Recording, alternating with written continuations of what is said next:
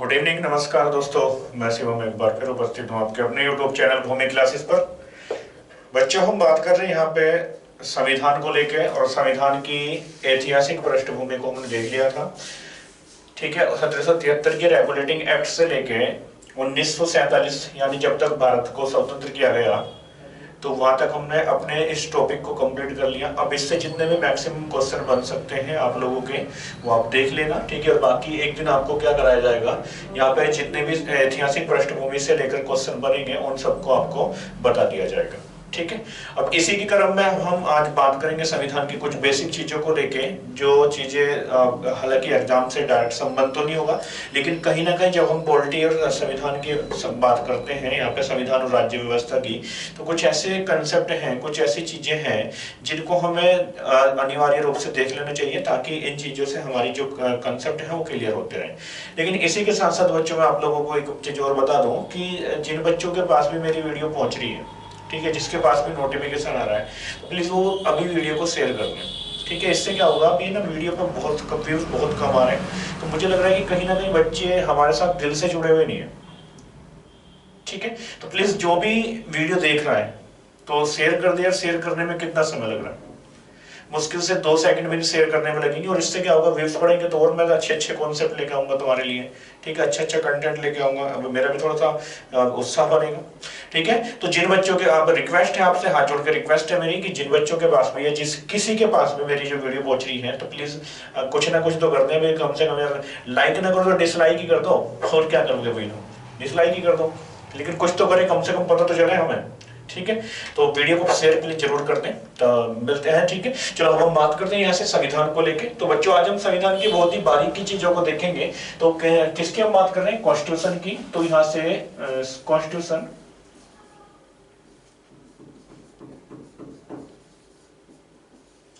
Constitution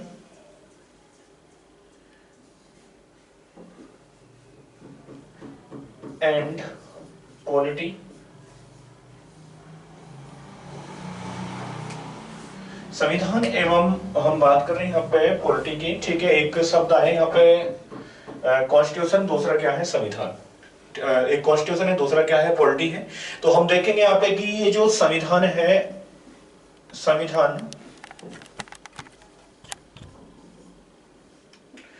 एवं दूसरा यहाँ पे लिखा हुआ है पॉलिटी, और पॉलिटी का मतलब है यहाँ पे राज्य व्यवस्था। राज्य व्यवस्था,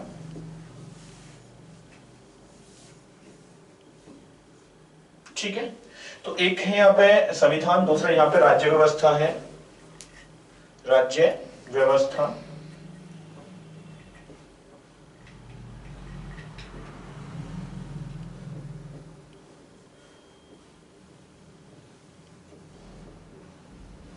राज्य व्यवस्था, ठीक है। तो देखेंगे इसमें, जब हम पॉलिटी की बात करते हैं तो हमें ऐसा लगता है कि जो संविधान है और जो राज्य व्यवस्था है दोनों एक ही है, लेकिन अगर बात करें तो इनके मध्य कुछ डिफरेंट भी है। और ये डिफरेंट कैसा है, संविधान क्या है और दूसरा राज्य व्यवस्था क्या है, तो इसको लेकर थोड़ा सा देख ले हम। बिल्कुल स्टार्टिंग से ही क्लास है, और जिन बच्चों ने अब तक संविधान नहीं पढ़ा है या जो पढ़ भी चुका है, तो एक बार प्लीज वीडियो को देख लें। तो इससे क्या होगा, आपकी जो बेसिक चीजें हैं वो बिल्कुल कंप्लीट हो जाएंगी। और मेरा ये उद्देश्य भी यही है यूट्यूब पे इस क्लास को डालने का, मतलब जो पॉलिटी की क्लास लेके आने का, कि जिन बच्चों के पास में पहुंचे तो कम से कम उन्हें सब्जेक्ट बोरिंग ना लगे। ठीक है, तो यहाँ पे संविधान है, दूसरी चीज क्या है, राज्य व्यवस्था है। ठीक है, लेकिन दरअसल हम क्या है, दोनों को एक ही समझ लेते, लेकिन अगर बात करें व्यवहार में तो दोनों अलग अलग हैं। अब ये कैसे अलग अलग है, तो जब हम बात करते हैं यहाँ पे संविधान की, जब संविधान की बात करते हैं तो संविधान क्या है, संविधान हम उन प्रावधानों को कहेंगे। ठीक है, संविधान किसे कहेंगे हम, उन प्रावधानों को जिससे किसी देश का शासन चलाया जाता है। ठीक है, मेरी जो साउंड आ रही है, साउंड से आप लोग इसको चाहे तो नोट्स भी बना सकते हैं। ठीक है, या मैं थोड़ा थोड़ा बीच बीच में कहीं ना कहीं लिखवा भी दूंगा आपको। ठीक है, तो मैं बता रहा हूं यहाँ पे कि संविधान किसे कहेंगे, तो संविधान उन प्रावधानों को हम कहेंगे प्रावधान। ठीक है, उन प्रावधानों को कहेंगे जिससे किसी देश का शासन चलाया जाएगा, किसी देश का शासन चलाया जाएगा। तो ऐसी जो व्यवस्था है वो क्या कहलाता है, संविधान। लेकिन जब हम बात करें यहाँ पे राज्य व्यवस्था की, तो राज्य व्यवस्था क्या है, या ये पॉलिटी शब्द क्या है, तो पॉलिटी क्या है, ये संविधान का व्यवहारिक अध्ययन है, संविधान का व्यवहारिक अध्ययन। तो हम संविधान को जब व्यवहार में यूज करेंगे, जब इसका व्यवहारिक अध्ययन हम करते हैं, तो वो क्या है, राज्य व्यवस्था। ठीक है, या हम कह सकते हैं कि संविधान को लागू करने के क्रम में, ठीक है, जो नए नए विषय एवं मुद्दे निकल के आते हैं, ठीक है, तो उन्हीं को हम क्या कहते हैं, राज्य व्यवस्था। दोबारा से समझो, ऐसे समझो, मैं बता रहा हूं कि संविधान क्या है, उन प्रावधानों को हम संविधान कहेंगे। कौन से प्रावधान? जिससे किसी देश के शासन को चलाया जाता है, जिससे किसी देश के शासन को चलाया जाता है। ठीक है, और दूसरा राज्य व्यवस्था हम किसे कहेंगे? तो राज्य व्यवस्था क्या है, संविधान का व्यवहारिक अध्ययन ही है। संविधान का क्या है, व्यवहारिक अध्ययन। या ये भी हम कह सकते हैं कि संविधान को लागू करने के क्रम में जो विषय, जो नए नए विषय एवं मुद्दे निकल कर आते हैं या उभर कर आते हैं, उन सबको हम क्या कहते हैं, राज्य व्यवस्था। ठीक है, तो ये तो आपको क्लियर हो गया होगा। एक बार मैं इसको नोट की फॉर्म में लिख भी दूं ताकि आप सही ढंग से नोट्स बना सको। ठीक है, और ये बिल्कुल बेसिक से है पॉलिटी। मैंने जब तक ऐतिहासिक बैकग्राउंड पढ़ाया है, उसके बाद का जो नेक्स्ट टॉपिक है ये तो बिल्कुल बेसिक से है पॉलिटी ये। तो मैं बता रहा हूं यहाँ पे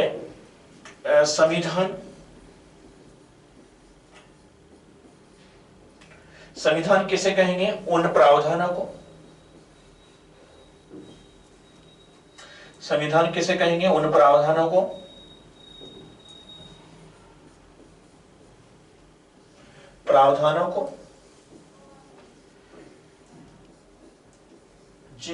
जिससे या जिनसे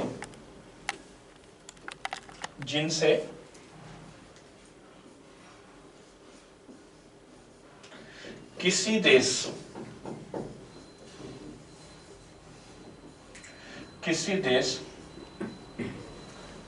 के शासन को चलाया जाता है,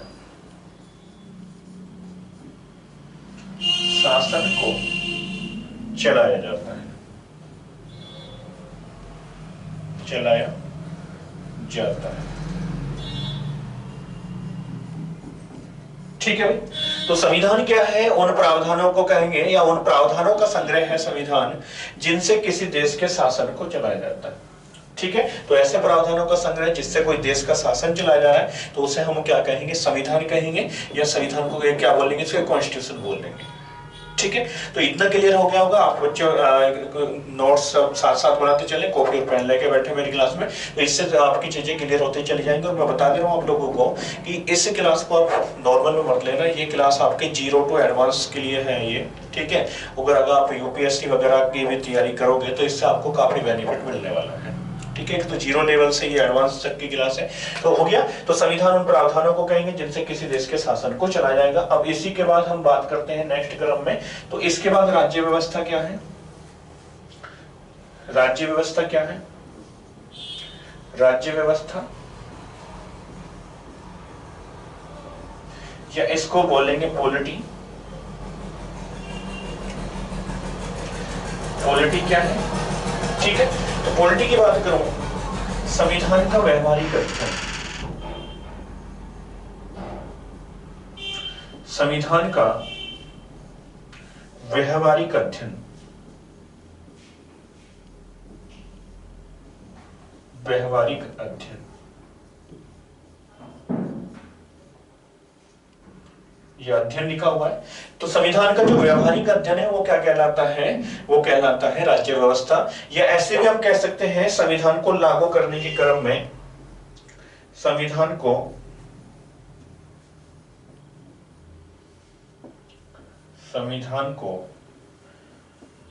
लागू करने के क्रम में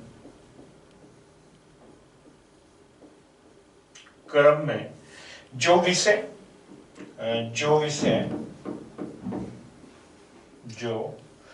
विषय एवं मुद्दे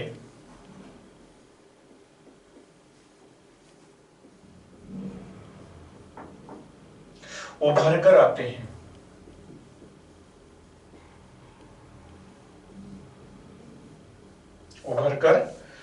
हैं, उन्हें राज्य व्यवस्था कहा जाता है।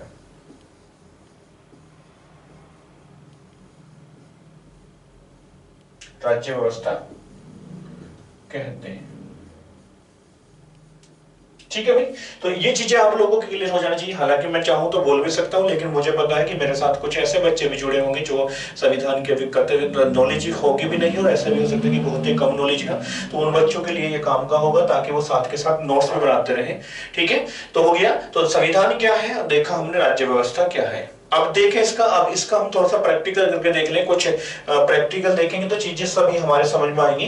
तो देखिए यहाँ पे, जैसे जब हम बात करते हैं यहाँ पे संविधान की, तो संविधान मैंने बताया कि उन प्रावधानों को कहते हैं, उन प्रावधानों का संग्रह है जिससे किसी देश के शासन को चलाया जाता है। जैसे हम बात करूं मैं यहाँ पे, जैसे आर्टिकल है, एक आर्टिकल है संविधान के अंतर्गत, एक आर्टिकल है 17, अनुच्छेद है एक 17, और एक इस 17 में क्या लिखा हुआ है, यहां पे बताया गया है कि अस्पृश्यता, अस्पृश्यता, ठीक है, एक दंडनीय अपराध है।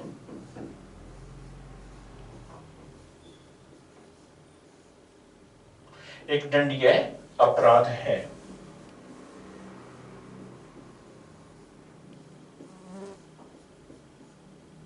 ठीक है, एक दंडनीय अपराध है। कौन सा आर्टिकल कह रहा है ऐसा? ये आर्टिकल कह रहा है आपका बच्चा 17।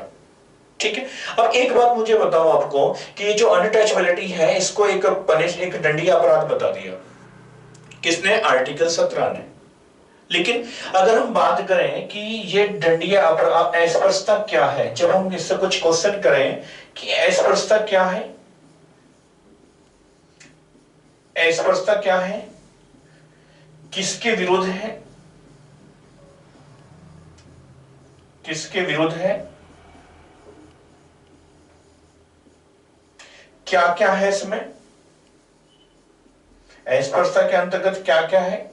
तो जब हम इनकी बात करें यहाँ पे, इस प्रकार के कुछ क्वेश्चन को लें, तो यहाँ पे जो आर्टिकल 17 है वो क्या हो जाएगा? मौन हो जाएगा। यहाँ पे हम कह सकते हैं कि संविधान यहाँ पे मौन है। केवल संविधान में इतना बता दिया कि जो अस्पृश्यता है, जो अनटचेबिलिटी है, वो एक क्या है? दंडनीय अपराध है। तो यहां से कंप्लीट नहीं होता ये चीजें। ठीक है, तो अब इस कंप्लीट करने के यहाँ पे कंप्लीट करने के क्रम में यहाँ पे अब क्या होगा? यहाँ पे संसद को कुछ अपनी भूमिका निभानी पड़ेगी। ठीक है, तो मैंने बताया कि प्रावधानों का, उन प्रावधानों का संग्रह है जिससे किसी देश के शासन को चलाया जाता है। उस प्रावधानों का संग्रह तो हो गया कि अस्पृश्यता एक दंडनीय अपराध है, अस्पृश्यता नहीं करनी। लेकिन अगर जब हम इस प्रकार के क्वेश्चन यहां से करेंगे कि अस्पृश्यता क्या है, किसके विरुद्ध माना जाएगा अस्पृश्यता, तो इसके विषय में ये जो आर्टिकल है ये अपने आप में क्या हो जाएगा? मौन हो जाएगा, साइलेंट हो जाएगा। ठीक है, तो जब इसके हम बेसिक से अध्ययन करेंगे तो यहाँ पे फिर हमें राज्य व्यवस्था या पॉलिटी का उपयोग करना पड़ेगा। और पॉलिटी का कैसे उपयोग करना पड़ेगा तो उसको देखो यहाँ पे। तो यहाँ तो हो गया। अब इसके लिए यहाँ पे क्या हुआ, मैंने बताया कि संसद को निकल के सामने आना पड़ेगा। ठीक है, तो ऐसे ही हुआ। संसद जब आर्टिकल 17 की हम व्याख्या करते हैं और जिसमें बताया गया है कि अनटचेबिलिटी या अस्पृश्यता एक दंडनीय अपराध है, तो इसको बताने के लिए संसद ने एक कानून बनाया। और ये कानून कौन सा था? अस्पृश्यता, अस्पृश्यता, अस्पृश्यता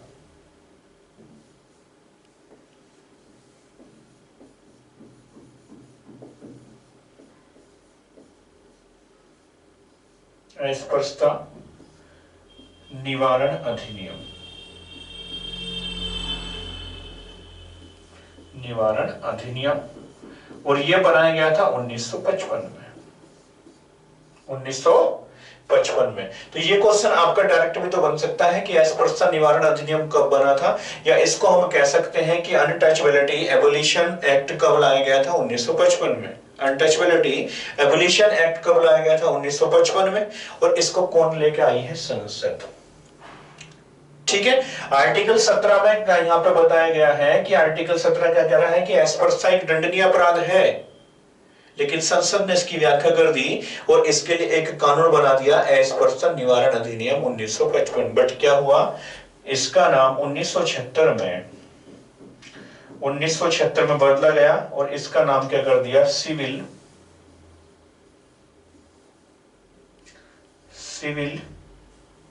संरक्षण व सिविल अधिकार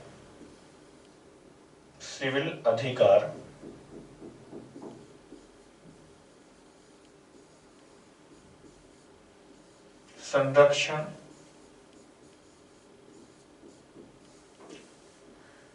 अधिनियम।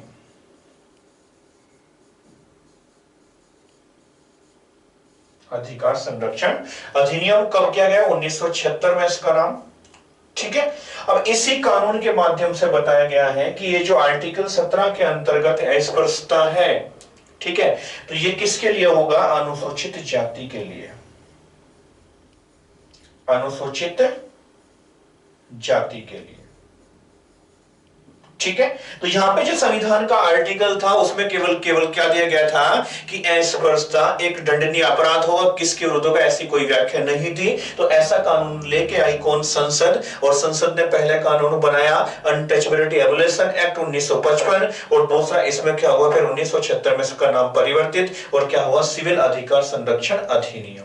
ठीक है, और इस अधिनियम के द्वारा ही यहाँ पे आर्टिकल 17 को व्यवहारिक अध्ययन किया गया, उसका व्यवहारिक रूप प्रदान किया गया कि जो आर्टिकल 17 है ये किसके लिए है? स्पेशल फॉर अनुसूचित जाति। ठीक है, तो यहां से क्या हुआ? यदि अनुसूचित अनुसूचित वर्ग के साथ, किसी व्यक्ति के साथ कोई व्यक्ति अस्पृश्यता करता है तो उसके खिलाफ क्या होगा? उसको दंडनीय अपराध माना जाएगा। ठीक है, तो इसकी डिटेल से व्याख्या जब हम देखेंगे, जब आर्टिकल 17 पढ़ेंगे, मौलिक अधिकार पढ़ेंगे। अभी तो केवल मैं आपको यहाँ पे बता रहा हूं कि एक पॉलिटी क्या है और दूसरा संविधान क्या है।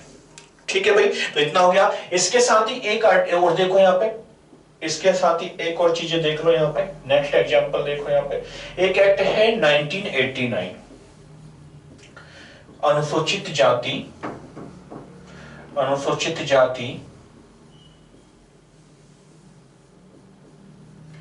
एवं जनजाति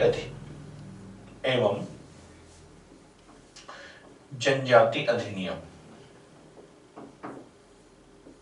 जनजाति अधिनियम, अनुसूचित जाति एवं जनजाति अधिनियम, और ये कब लाया गया? संसद के द्वारा ये लाया गया 1989 में।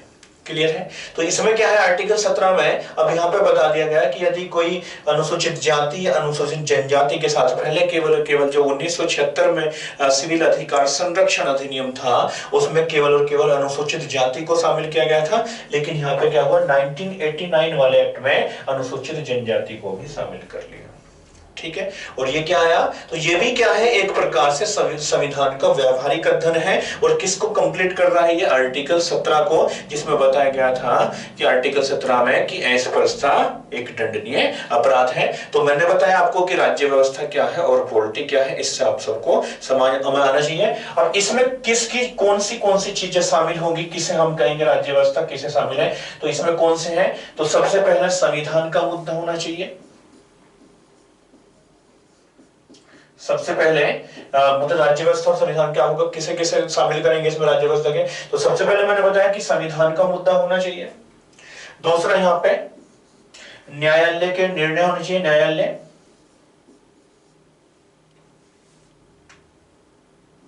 न्यायालय के निर्णय होने चाहिए। ठीक है, और इसके बाद है संस्थाओं के निर्णय। ठीक है, तो ये सब चीज शामिल की जाते हैं किसमें? संविधान और राज्य व्यवस्था में। जैसे यहां से भी अगर चाहो तो एग्जांपल से समझ सकते हैं, तो मैंने आपको बता ही दिया। जैसे जब हम पढ़ते हैं यहाँ पे एक आर्टिकल है, आर्टिकल यहाँ पे 19 है। ठीक है, आर्टिकल 19 है, इसके साथ ही आर्टिकल 21 भी है। ठीक है, और आर्टिकल 21 में अगर मैं बात करूं तो संविधान ने सबको अधिकार दिया है कि किसी भी व्यक्ति को, सभी को क्या है? पासपोर्ट रखने का अधिकार। ठीक है, लेकिन मेनका गांधी वाले केस में 1978 में क्या हुआ? यहाँ पे पासपोर्ट जब्त कर लिया गया, सॉरी मेनका गांधी केस में। ठीक है, उसके बाद न्यायालय ने डिसीजन दिया कि पासपोर्ट रखने का अधिकार है, इसी के साथ साथ वह विदेशी यात्रा भी कर सकता है। ठीक है, तो इस प्रकार के ये सब चीजें किस में आएंगी? संविधान में और राज्य व्यवस्था में। क्लियर हो गया इतना? चले, तो हमने देखा यहाँ पे संविधान क्या है, उसी के साथ साथ यहाँ पे पॉलिटी क्या है। अब इसी के बाद हम कुछ और टॉपिक को ले लें आपके साथ, यहाँ पे कोई और टॉपिक भी देख लें। बिल्कुल आज बिल्कुल मैं कह रहा हूँ जीरो से क्लास है, जीरो टू हीरो बनाने वाली क्लास है संविधान की। और जिन बच्चों के संविधान समझ में नहीं आता तो एक बार प्लीज उन बच्चों को जरूर शेयर कर दें, ठीक है। तो देखो इसके बाद नेक्स्ट यहाँ पे एक है, यहाँ पे एक टॉपिक होता है बहुमत। लेकिन बहुमत से पहले एक चीज और जान लो, ठीक है। तो यहाँ पे एक चीज और जान लो कि संविधान क्या है, तो कुछ बच्चों को कंफ्यूज होता होगा। तो संविधान सबसे पहले हम क्या पढ़ते हैं, सबसे पहले होता है हमारा संविधान। सबसे पहले में क्या आएगा, संविधान आएगा। संविधान के बाद इसके अंतर्गत जो आते हैं संविधान के बाद वो क्या आते हैं, भाग। संविधान के बाद क्या आएगा, भाग, ठीक है। और भाग के बाद जो हम पढ़ते हैं वो क्या पढ़ते हैं हम, आर्टिकल या अनुच्छेद, सॉरी अध्याय। अध्याय, अध्याय के बाद हम पढ़ते हैं अनुच्छेद।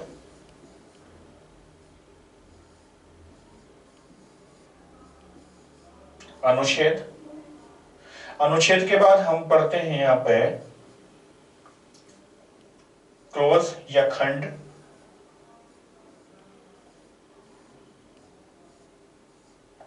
खंड के बाद हम पढ़ेंगे उपखंड।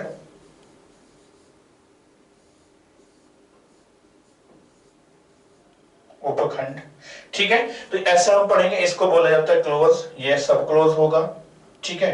ये क्लोज, ये सब क्लोज होगा, ये क्लोज होगा, ये आर्टिकल होगा, इसके बाद अध्याय होगा और क्या होगा, भाग होगा, ठीक है। जैसे बात की भाग की मैं बात करूं तो भाई भाग कितने हैं, 22 भाग, ठीक है। लेकिन 22 भाग में कुछ भाग ऐसे भी हैं कि जिसके अंदर कुछ अध्याय हैं, ठीक है। अध्याय कैसे, जैसे भाग 5 की मैं बात करूं तो भाग 5 के अंतर्गत, भाग 5 क्या है, केंद्र सरकार है।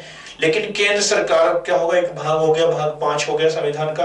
लेकिन इस भाग में विभिन्न प्रकार के अध्याय हैं, ठीक है। अध्याय कौन सा हो गया, जैसे राष्ट्रपति हो गया, उपराष्ट्रपति हो गया, ठीक है। उपराष्ट्रपति के बाद संसद हो गया। तो कहने का मतलब ये है, ये सब क्या है, अध्याय है। तो कोई भाग ऐसा हो सकता है कि जिसके अंदर एक भी अध्याय ना हो, लेकिन कुछ भाग ऐसे हैं कि जिनके अंदर विभिन्न प्रकार के अध्याय हैं। और अध्याय के बाद नेक्स्ट नंबर किसका आता है, अनुच्छेद का, ठीक है। और अनुच्छेद के बाद क्या आएगा, खंड आएगा, मतलब क्लोज आएगा। और क्लोज के बाद क्या आएगा, उपखंड आएगा। तो जब यहाँ पे बात करूं आर्टिकल की, तो जैसे आप लोगों को पता ही है आर्टिकल 19, लेकिन 19 यहाँ पे 6 प्रकार की स्वतंत्रता का प्रावधान करता है। तो 6 प्रकार की स्वतंत्रता कौन सी वो तो मैं यहाँ पे डिफाइन नहीं कर रहा, लेकिन यहाँ पे 19 की 6 है। तो पहले यहाँ पे तो जैसे हो गया 19 क्लोज 1, क्लोज 1 का मतलब खंड 1, और इस खंड 1 का ही यहाँ पे क्या हो गया, सब क्लोज या उपखंड ए। ऐसे क्लोज 1 उपखंड बी, ठीक है, खंड ए उपखंड बी।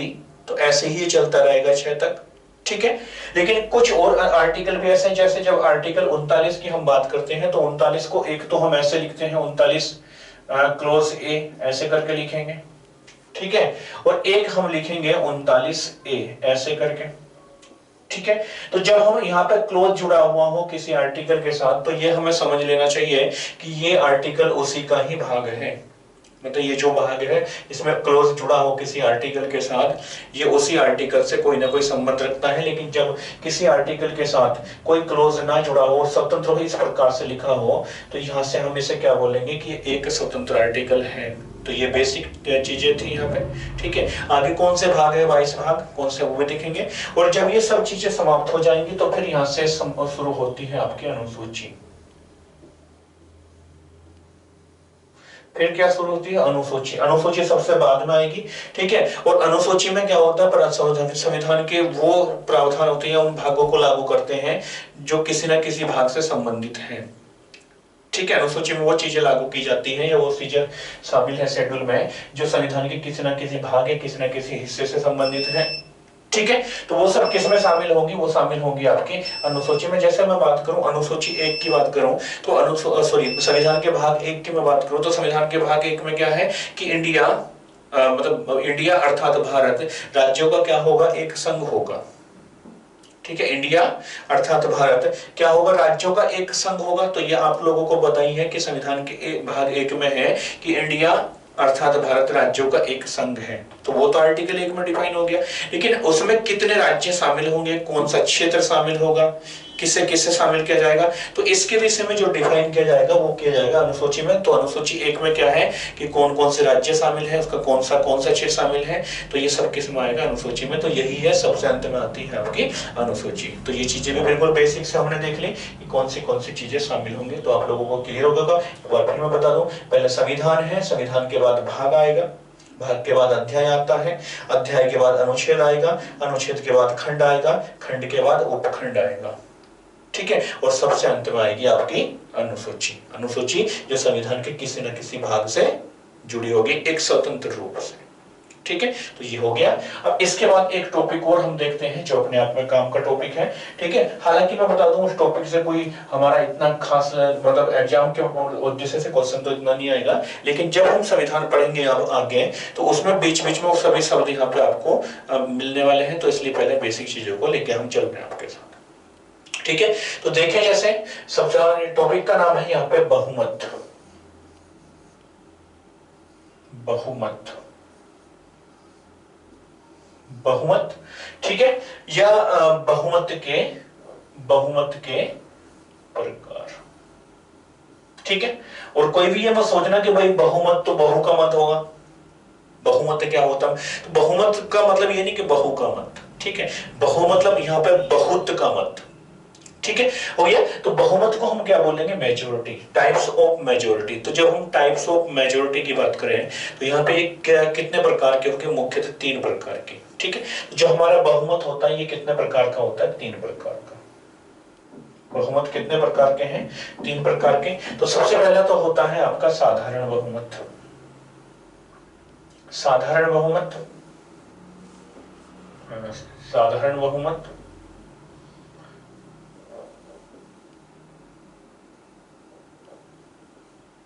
और इसके बाद दूसरा आपका यहां पे होगा प्रभावी, प्रभावी बहुमत,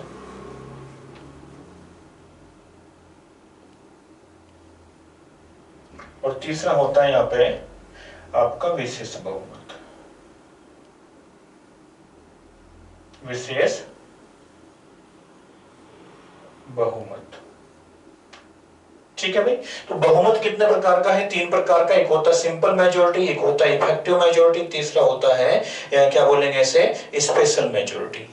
तो बहुमत में 3 प्रकार का होगा। अब ये 3 प्रकार का बहुमत किस किस कहां कहां पर यूज किया जाएगा और कैसे कैसे हम पहचानेंगे कि ये बहुमत विशेष प्रकार का है, ये सिंपल प्रकार का है, कैसे हमें पता चलेगा। क्योंकि अब संविधान जो चलेगा आगे, जो भी क्लासें आगे होंगी आपकी, ठीक है, तो उन सब में क्या आने वाला है, उन सब में ये आपको बहुमत के प्रभाव या प्रभाव ये सब आपको कहीं ना कहीं किसी ना किसी रूप में दिखाई देंगे। अगर बात करेंगे यहाँ पे राष्ट्रपति के महाभियोग की 61 आर्टिकल में, तो इसमें भी फिर आपको पता चलेगा कि विशेष बहुमत से, लेकिन कौन से वाला विशेष बहुमत। तो जब यहाँ पे हम बात करेंगे CAG, controller auditor general of India की, तो वहां पे बहुमत का प्रकार होगा ये, ठीक है। सुप्रीम कोर्ट, हाई कोर्ट की जजों को हटाने की बात करेंगे तो वहां पे भी, ठीक है। कोई बिल पास हो रहा है संसद में तो वहां पे भी बहुमत का यूज होगा। तो देखेंगे हम कि कौन सा बहुमत किस प्रकार से यूज होगा और कैसा होगा। तो पहले हम देख लें यहाँ पे कि साधारण बहुमत किसे कहेंगे, ठीक है। व्हाट इज सिंपल मेजोरिटी, कि साधारण बहुमत क्या है, साधारण बहुमत क्या है या सिंपल मेजोरिटी क्या है, और दूसरा इसका यूज कहां कहां पे होगा। तो पहले इस वाले टॉपिक को हम देखेंगे। तो पहला, जब हम बात करें यहाँ पे साधारण बहुमत की, तो साधारण बहुमत का मतलब है उपस्थित और मतदान करने वाले सदस्यों का बहुमत। उपस्थित एवं मतदान, मतदान, ठीक है। उपस्थित एवं मतदान करने वाले सदस्यों का बहुमत,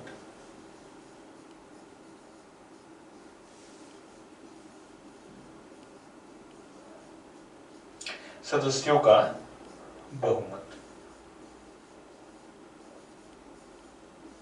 क्लियर, ठीक है। उपस्थित और मतदान करने वाले सदस्यों का बहुमत वो क्या कहलाता है, साधारण बहुमत, ठीक है। अब ये उपस्थित और मतदान क्या है, तो बहुमत का मतलब पहले तो ये समझ लो कि बहुमत का मतलब होता है आधे से एक्स्ट्रा, आधे से एक एक्स्ट्रा, आधे से एक अतिरिक्त, उसी को क्या बोला जाता है बहुमत। एग्जांपल मान लो कि जैसे 5 व्यक्ति हैं, ठीक है, अगर हमें 5 व्यक्ति का बहुमत निकालना है तो मैंने बताया आधे से एक एक्स्ट्रा, 5/2 तो कितना हो गया, 2.5 हो गया, तो 2.5 हो गया, तो 2.5 तो बराबर बराबर है, तो 3 एक और हो जाए, 2 एक और हो जाए, तो ये हो गया आधे से एक एक्स्ट्रा, उसको क्या बोला जाता है, बहुमत। ठीक है, लेकिन साधारण बहुमत में क्या होगा, उपस्थित एवं मतदान करने वाले सदस्यों का बहुमत, और हम बात कर रहे हैं यहाँ पे संसद के क्रम में। ठीक है, तो जब हम बात करते हैं संसद में, और संसद में यहाँ पे बात करेंगे लोकसभा की, प्यारे बच्चे जब हम लोकसभा के लेके बात करेंगे तो लोकसभा में आप लोगों को पता होना चाहिए कि वर्तमान में जो कुल सदस्य संख्या है वो कितनी है, 543। 543। ठीक है, तो वर्तमान में जो कुल एमपी है वो कितने हैं, 543 है। क्यों है, ठीक है, अभी कहोगे सर ऐसा तो नहीं है, ठीक है ऐसा ही है, क्योंकि 543 इसलिए है, अभी हाल ही में क्या हुआ, 104वां संशोधन। ठीक है, 104वां संविधान संशोधन किया गया। ठीक है, और इस 104वें संविधान संशोधन के तहत क्या किया गया, 25 जनवरी 2020 को क्या कर दिया कि लोकसभा में जो 2 एंग्लो इंडियन थे, ठीक है, आंग्ल भारतीय थे, उनके पद को समाप्त कर दिया गया। तो अब कुल मिलाकर यहाँ पे जो सीटें हैं वो कितनी है, 543 है, 2 एंग्लो इंडियन का पद समाप्त कर दिया।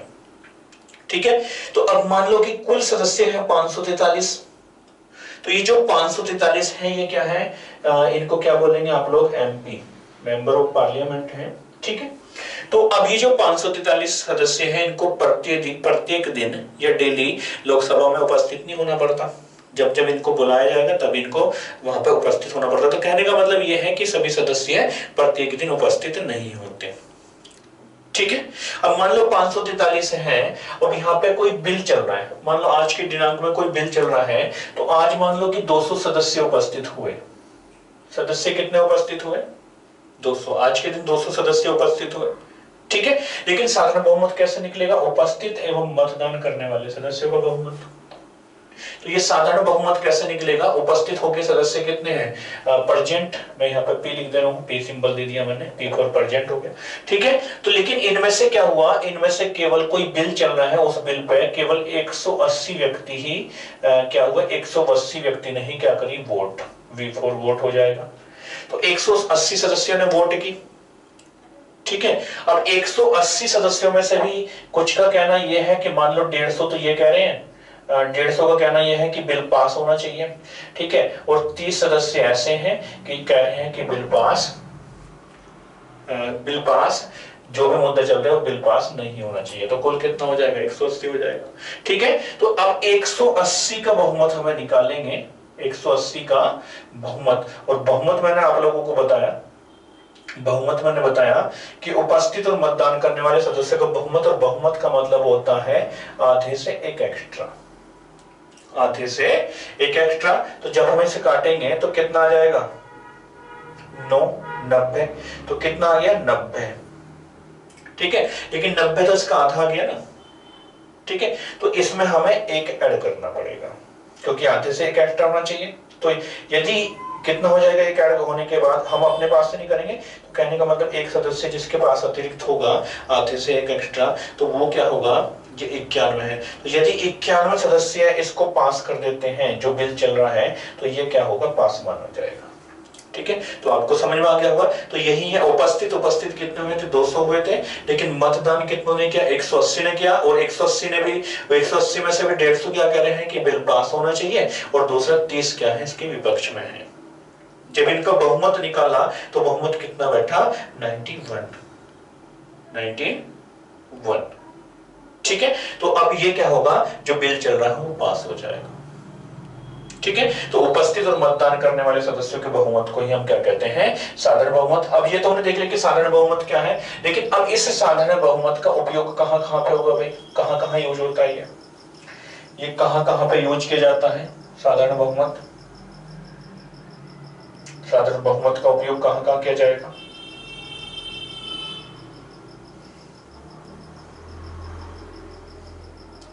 तो इसका जो उपयोग है बच्चों, सबसे अधिक इसी का ही उपयोग किया जाता है, सबसे अधिक उपयोग है इसका। और सबसे अधिक उपयोग कहां कहां पे होगा, तो जैसे कोई साधारण विधेयक है, साधारण विधेयक अलग है और बहुमत अलग है, आपको पता ही होगा, आगे चल के चीजें क्लियर हो जाएंगी। ठीक है, इसके बाद कोई वित्त विधेयक है, वित्त विधेयक है, कोई मनी बिल है जिसे आप धन विधेयक बोलते हैं, धन विधेयक है, धन विधेयक है। ठीक है भाई। इसके बाद कोई भी प्रस्ताव जैसे निंदा प्रस्ताव हो गया, विश्वास प्रस्ताव हो गया, ठीक है, कटौती प्रस्ताव हो गया, तो इस सब के जो इस प्रकार के जो सभी प्रस्ताव है वो साधारण बहुमत या सिंपल मेजोरिटी के आधार पर ही लाए जाते हैं या सिंपल मेजोरिटी लाए जाते हैं। लेकिन कंडीशन ये है कि यहाँ पर जैसे साधारण बहुमत है, ठीक है, तो इसमें लोकसभा में अलग होगा और राज्यसभा के लिए अलग होगा। कहने का मतलब पहले राज्यसभा में पास होगा साधारण बहुमत से, फिर लोकसभा में पास होगा, कुछ ऐसे भी है। लेकिन जैसे बात करूं मैं धन विधेयक की, तो धन विधेयक केवल और केवल लोकसभा में ही पास होगा। ठीक है, तो हो गया, तो ये चीजें आपको क्लियर हो गया होगा। चलो भाई, हो गया। अब इसके बाद आगे देखो, नेक्स्ट दूसरा है यहाँ पे, ये मैंने आपको बता दिया कि यूज कहां कहां पे होगा। और इसके बाद दूसरा कौन सा हो गया, एक होता है आपका यहाँ पे प्रभावी बहुमत, जो अभी बताया मैंने। प्रभावी बहुमत या प्रभावी बहुमत को आप लोग कहेंगे, प्रभावी बहुमत को क्या बोलेंगे, इफेक्टिव मेजोरिटी। ठीक है, प्रभावी बहुमत, इफेक्टिव मेजोरिटी।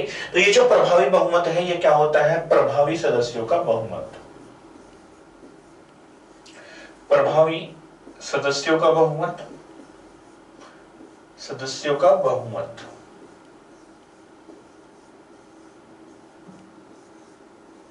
क्लियर नहीं, प्रभावी सदस्यों के बहुमत को ही क्या बोलेंगे, एक इफेक्टिव मेजोरिटी या प्रभावी बहुमत। लेकिन सर हमें तो समझ में कुछ आया ही ना है, क्या है प्रभावी सदस्य, क्या है, कैसे कहेंगे। ठीक है, अब जैसे मान लो मैंने बताया आपको कि लोकसभा में जो सीटें हैं वो कितनी है, 543 है। कितनी है, 543।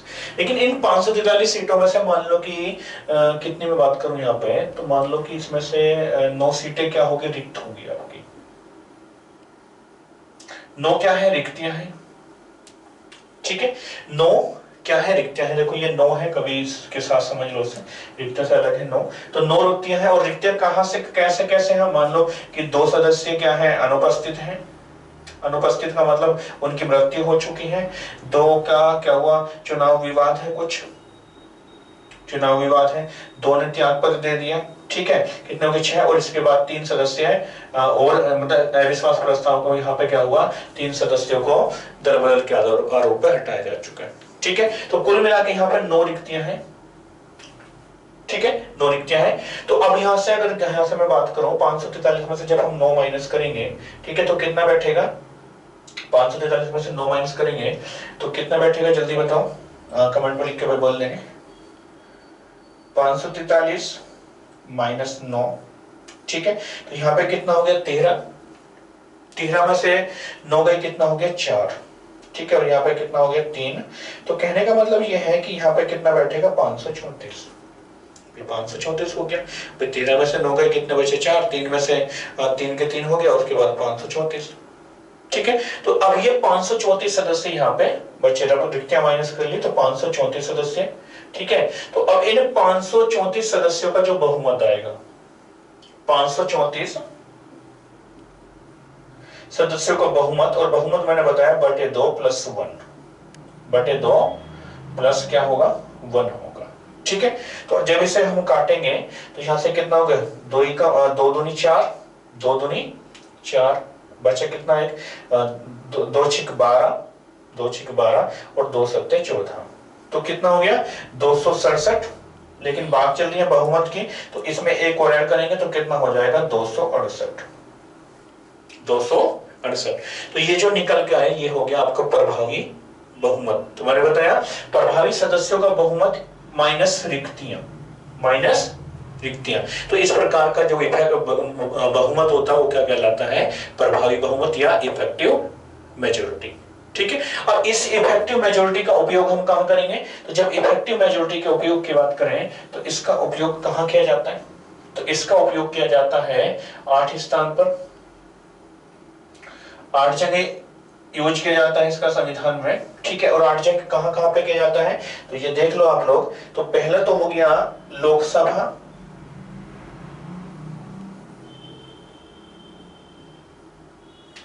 राज्यसभा,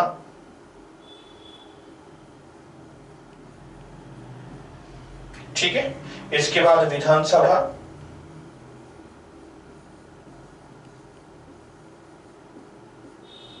विधानसभा के बाद आपका हो गया विधान परिषद।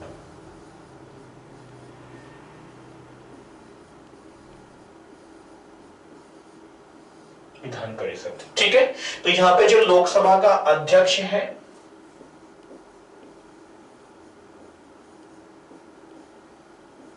प्लस उपाध्यक्ष, इसके बाद सभापति, उपसभापति,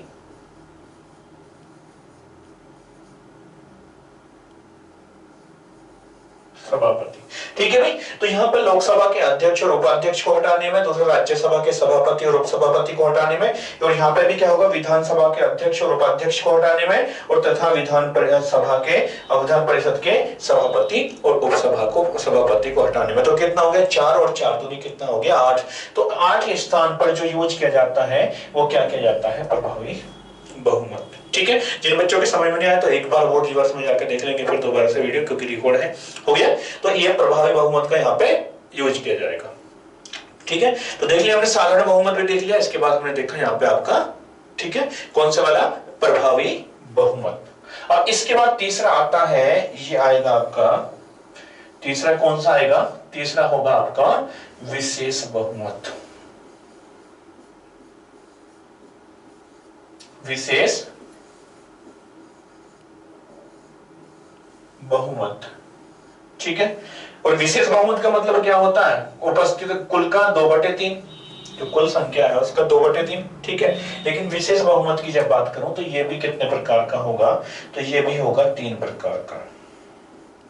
ये कितने प्रकार का होगा, ये 3 प्रकार का होगा, ठीक है। और 3 प्रकार कौन से होंगे इसके विषय में बात करूंगा मैं आपसे कल, ठीक है।